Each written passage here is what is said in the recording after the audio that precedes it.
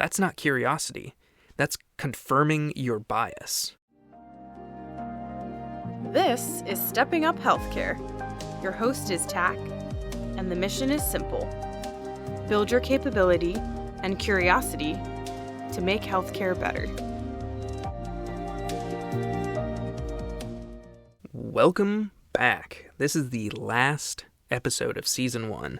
Thanks for tuning in. So let's get into our topic today. In Lean, we talk constantly about going to the Gemba, another Japanese word. Gemba means the real place.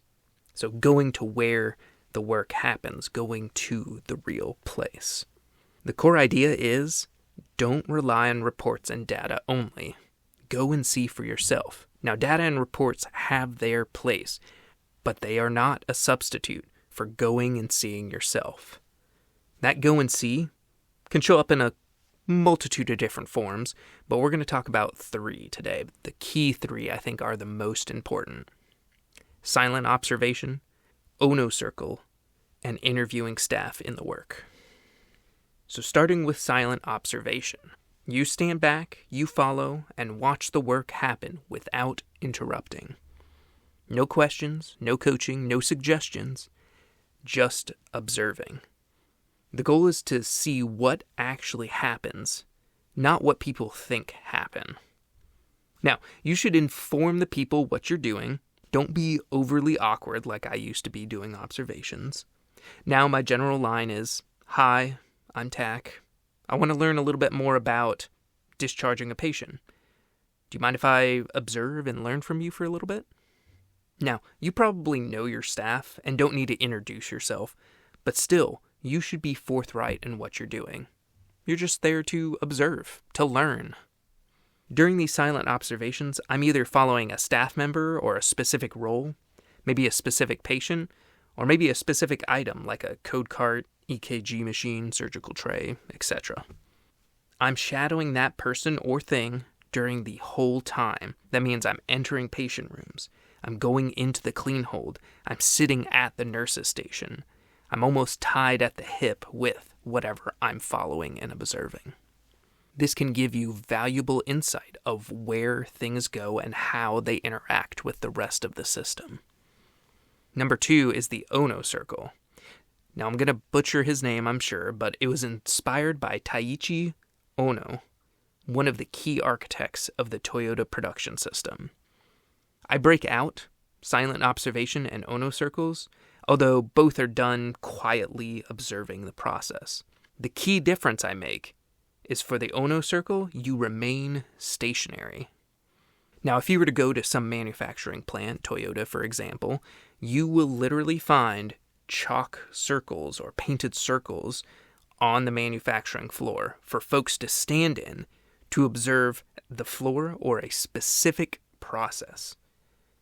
In healthcare, this might look a little bit different. I've done these exercises before in decontam and sterile processing.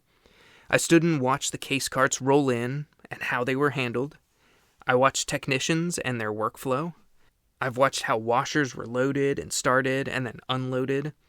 I would post up in one spot with a good sight line of each of these processes that I needed to see, and then not move and remain silent. This is, of course, barring any safety issues or if I'm in the way, obviously get out of the way. We'll talk examples later, but the main thing to take away is that this can help you stay laser focused on something specific or your surroundings around you. Then you can spot waste. And lastly, interviewing staff. This involves asking questions such as, what's the hardest part of this step? What slows you down? What would make this easier? The goal here is more of a coach approach, where planned questions help build problem-solving capabilities in our staff. Interviewing helps uncover hidden frustrations, unwritten workarounds or work norms, cultural or historical reasons why we do things, and hopefully inspires our staff to come up with improvement ideas. The core difference? Silent observations capture behaviors, flow, and normalized barriers, as in things we don't see as barriers anymore. The same is true for the Ono Circle observations. Interviewing, though, captures intent, thinking, and those seen barriers. In my opinion, Lean requires all three of these. They just need to be applied correctly. Quick rule of thumb, kind of down and dirty, if you're trying to understand flow, timing, motion, interruptions, or waste, start with silent observation, or the Ono Circle. If you're trying to understand frustrations, workarounds, or decision logic, move to interviewing. On the whole, I typically go with a 1-2 punch. I start with silent observation, and then have a question or two at the end about what I saw or common frustrations. This also gives me a nice segue to thank them and dismiss myself. So I'll do those observations.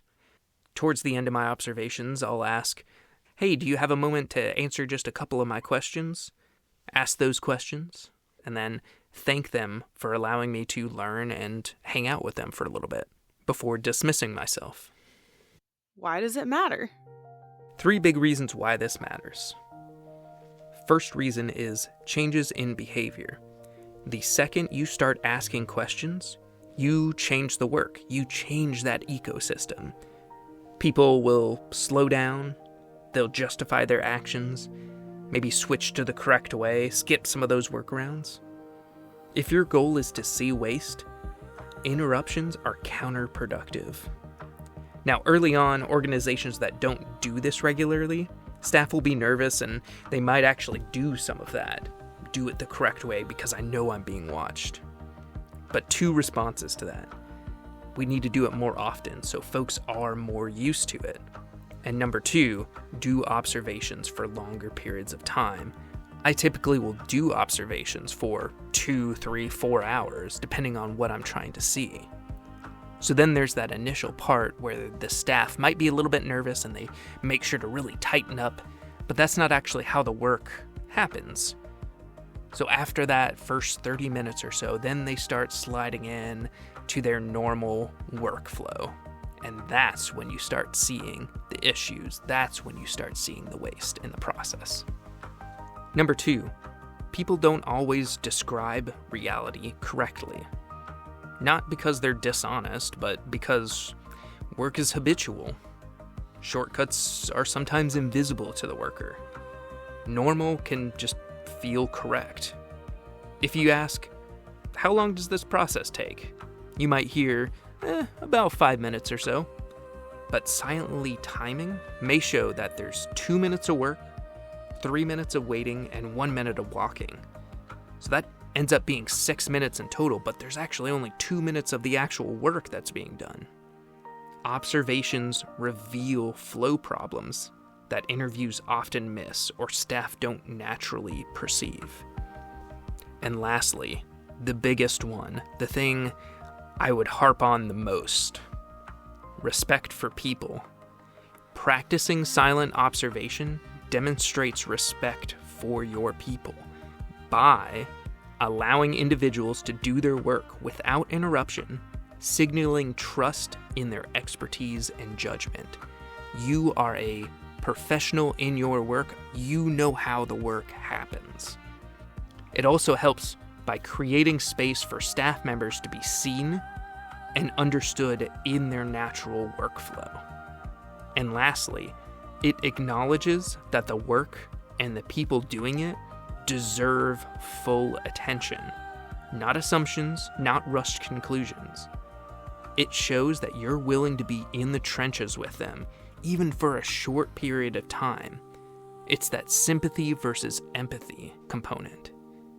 I see what you have to go through just to get X, Y, and Z done. That sucks. How can we make it better? Let's talk about some real-world examples. Let's say in a hospital, leadership believes nurses are just being slow to complete discharges.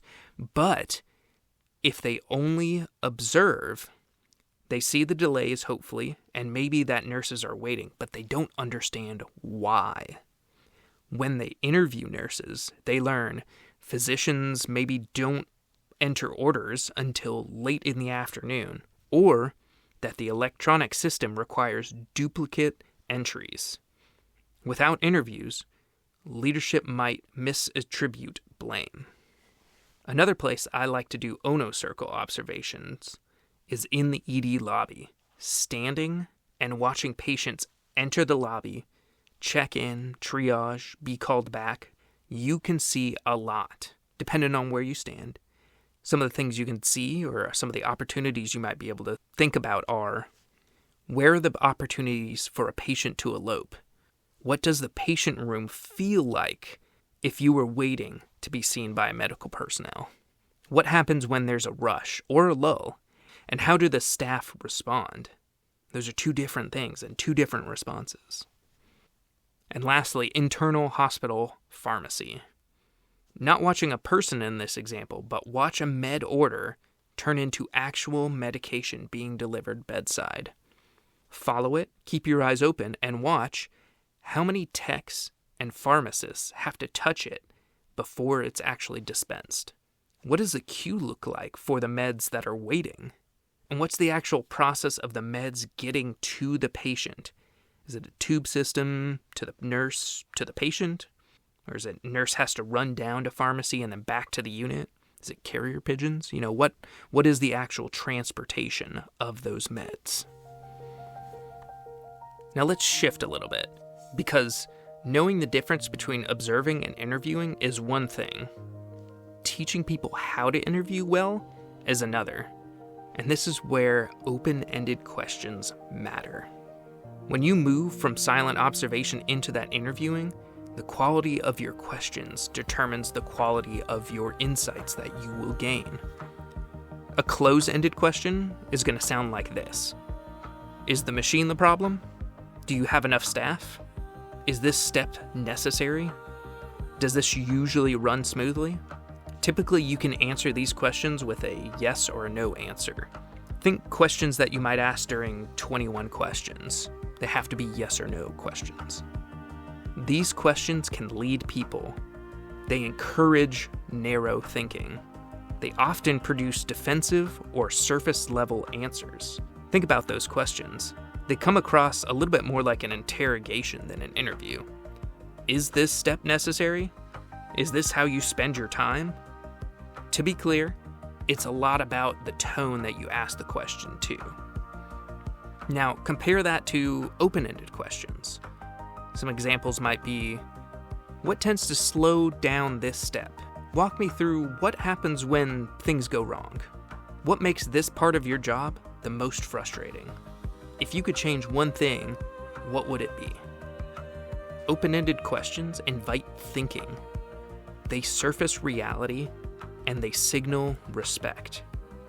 Commonly, these questions will start with who, what, where, when, or how. I exclude why because of tone. It can come off a little bit like an interrogation if the tone is used wrong. Why do you do it this way? So how does this connect to lean? Lean thinking, as described by Toyota Kata, by Mike Rother, apologies for the mispronunciation of the name again, but lean thinking relies on structured questioning, not interrogation, not blame, but curiosity. Good lean leaders don't walk in saying, here's what's wrong. They ask, what is the target condition? What is our expected outcome? What obstacles are preventing us from reaching it? And what do we think the next step is? Notice something. All of those are open-ended questions. They force reflection. They force thinking. They develop capability. They help build problem solvers instead of compliance followers. Also, here's the danger. If you observe for 30 minutes and think you found the issue, your brain wants confirmation. It's human nature. So you might ask, so the real issue is supply availability, right? That's not curiosity. That's confirming your bias. A better question might be, what makes it difficult to get supplies you need? Or even, what obstacles are you dealing with right now? Open-ended questions protect you from solving the wrong problem. And lastly, making that connection back to respect for people. Open-ended questions operationalize respect. They communicate, Your experience matters. This is you talking to your frontline staff. Your experience matters. You see things different. You see things I don't. I'm here to understand, not judge. That's not being soft. That's being strategic. Because the people doing the work usually know where the waste is. They just haven't been asked properly. Homework time! All right, so your homework. This is going to be the last one of the season. Next time you are going to the Gemba, I want you to practice asking 2 open-ended questions of your staff. If you're feeling brave enough, maybe even try doing an Ono Circle observation at the charge nurse station. Tell everyone what you're doing, and then just stand there and see how the work happens. Take notes, reflect on what you learn. All right, that's all I've got for you today. This is the last episode of this season, as I've mentioned multiple times now. I'm very grateful for you tuning in. Until then, I'm Tack. You're appreciated. Let's step up healthcare.